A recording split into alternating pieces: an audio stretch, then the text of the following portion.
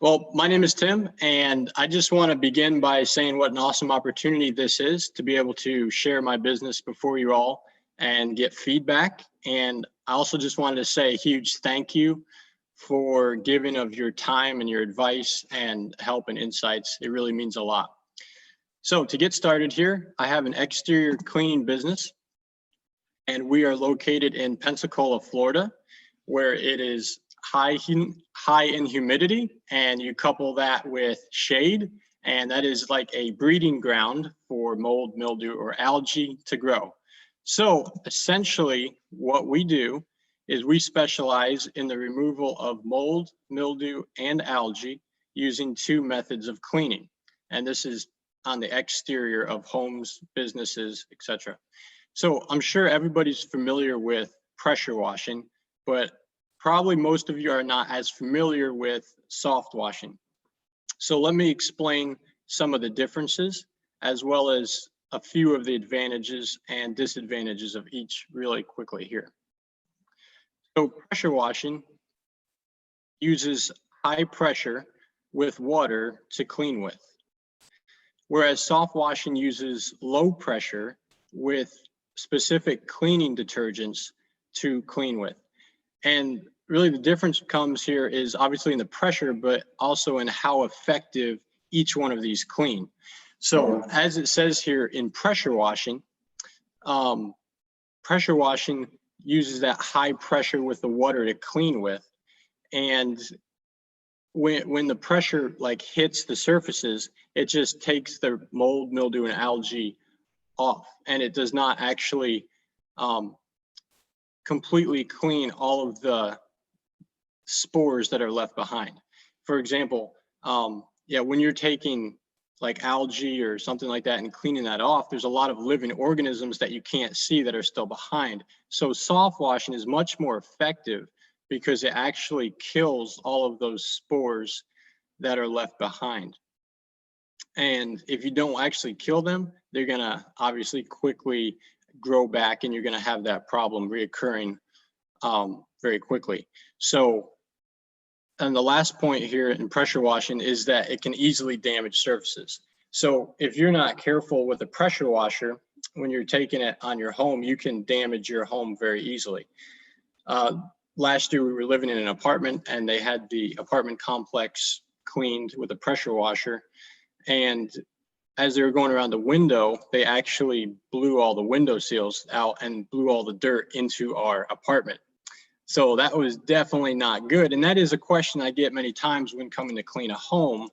You know, oh, just be careful with your pressure washer. But I educate people, letting them know that I don't actually use a pressure washer on homes, because that can happen. Or if you bring that pressure washer too close to vinyl, you're going to strip a vinyl sheen off of there. And that's a protective coating that vinyl has on it so that it remains shiny. But when you take that off, it quickly oxidizes and becomes dull and chalky.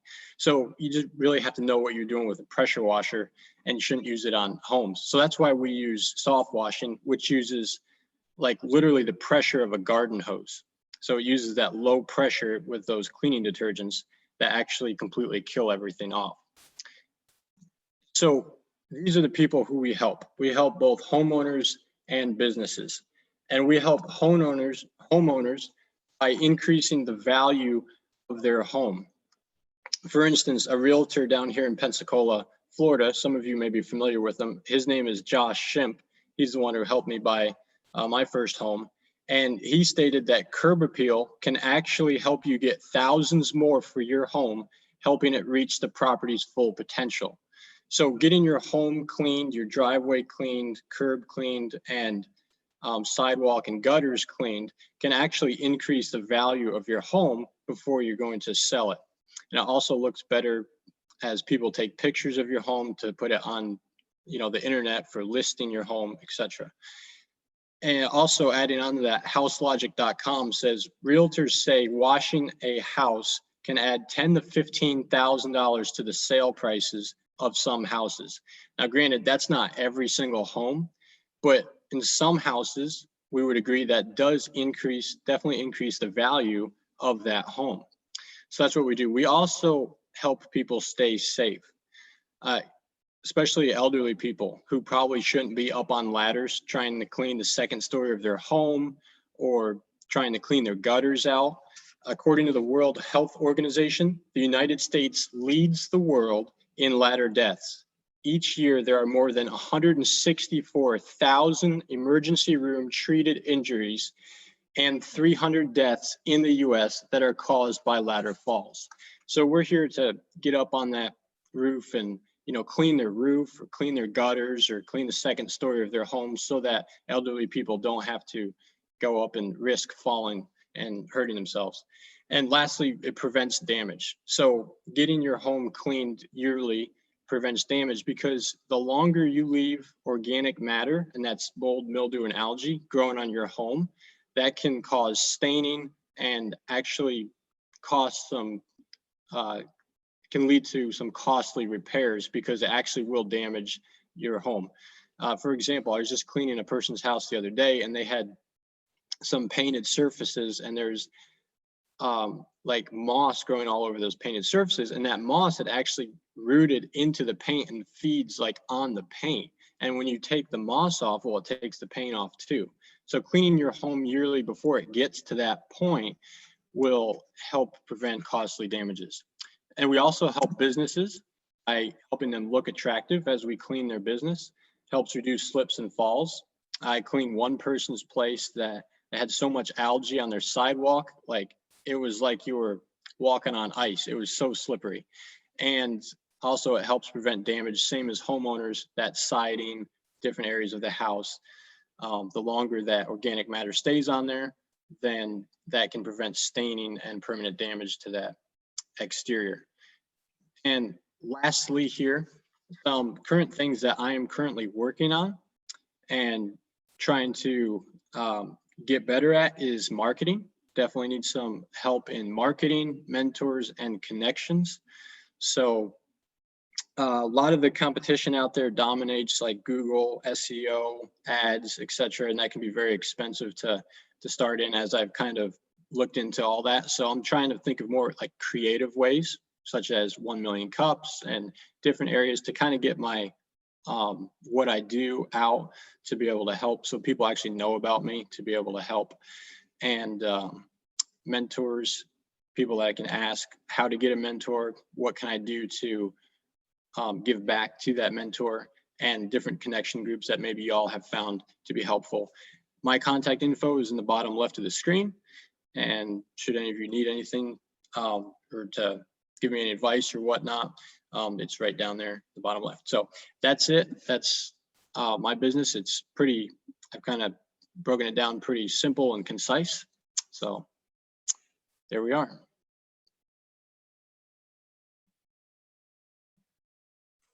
Wonderful job, Tim. Thank you so much. I really received some good education about the difference between soft washing and pressure washing. I didn't know the difference between that.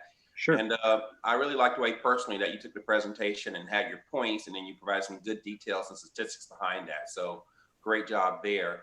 What I'll do now at this point is go ahead and turn them over to Dr. Graber, see if anyone has any questions, and then we'll come back to me. Dr. Graber? Excellent. Yeah, you can raise your hand or just raise your hand and wave at me here. Anyone have anything off the top of your head? I have a few. All right. I'm going to dive in then, Tim. You mentioned wanting to distinguish yourself marketing. One thing that I've noticed on YouTube, it's a free channel, you know, it's free predominantly, but you could kind of become the power washing guy, or, you know, whatever creative name you want to be. I would suggest having a specific hat or a shirt, like a certain color. So when people see that, they know that's you. Gotcha. And I would do videos, even just a minute, to explain the difference, like you just did, between soft and pressure wash, or pressure wash. Take a minute to 90 seconds max and do little blurbs, like everything you just did for us. Do that, but show the difference. Walk through some of your pictures, even just do a Zoom video. This was a before, this was an after. Then every time you go up to a job, even if it's just a preliminary checkpoint for that job, take a picture, do a quick little video of what the house looks like for marketing later. So I would just start with that, because you have a really good, clear voice. You speak at a level that is, people can hear, and you don't rush through it. So I think you have that down pat, and just keep building that and focus on educating folks the difference. All those things you just educated us on, those are all perfect for doing a video. Great. Thank you so much. You're That was very welcome. helpful. You're welcome. Happy to. All right. Anyone else have any questions? I have a question and I can't raise my hand. Co-hosts Okay. can't raise their hands. Oh, okay. So Tim, quite interested, like some of the early results that you've gotten. How have you gotten customers so far, and what does that guide you to as far as thinking about how to penetrate deeper into your markets? Sure. So when I first began the business in January of 2020, I just started telling everybody that I knew about it. And I worked on the business alongside my job. And then finally I had 6 months. I had to make up my mind 6 months in advance if I was going to stay at this job or not. So I didn't sign the contract. So I was off on my own. So I was taking like a big leap of faith. So anyway, so I'm out on my own. So I've started with word of mouth. Then I've transitioned into some Facebook advertising, and that has worked okay.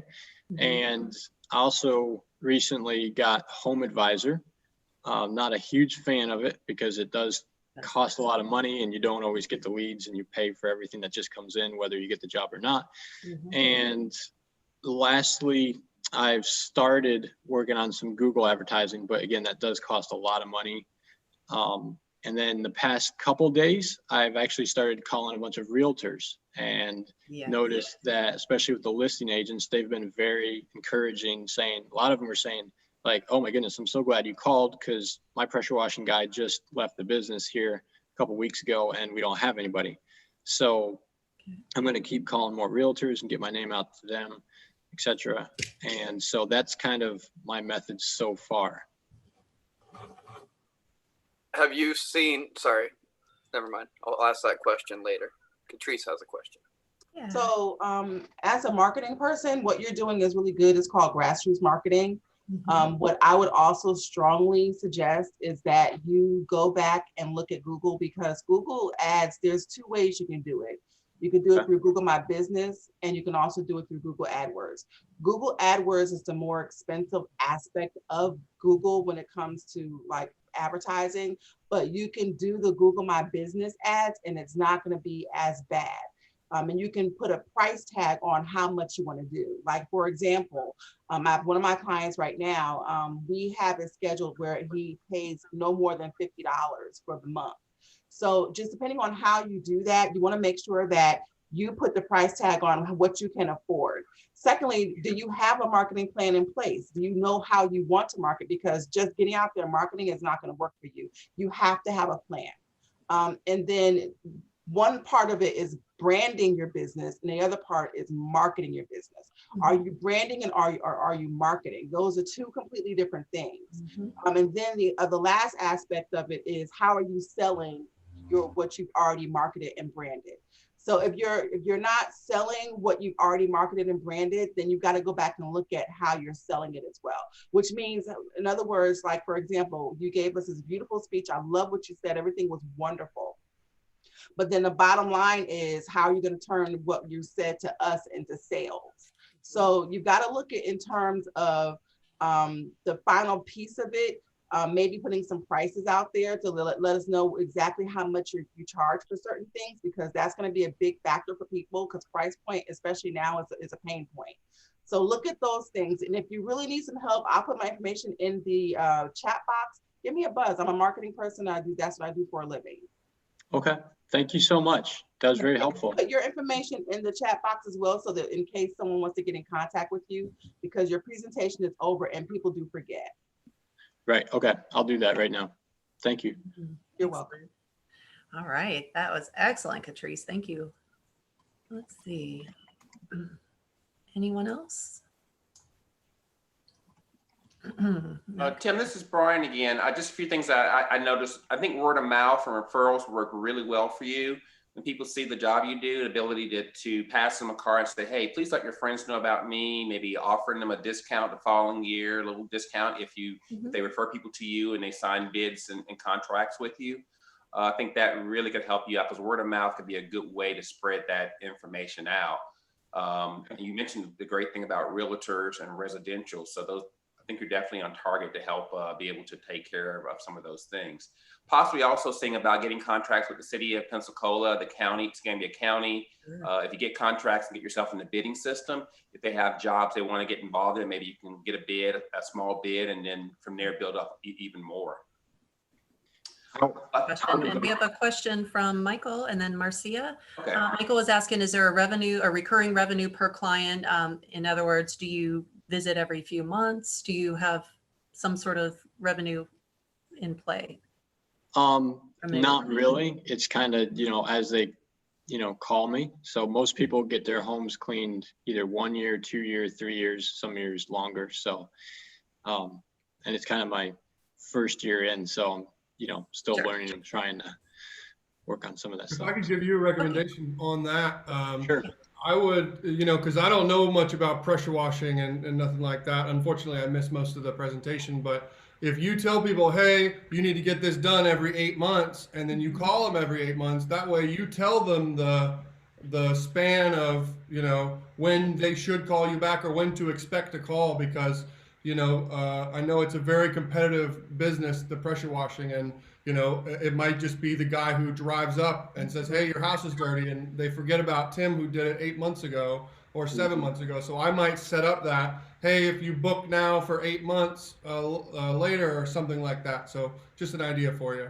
Yeah, no, that's a really good idea. Because a lot of times, like I've done door knocking when I started out, and I asked them who's done it in the past, and people can't even remember who's done it 2 weeks ago when they just had it done.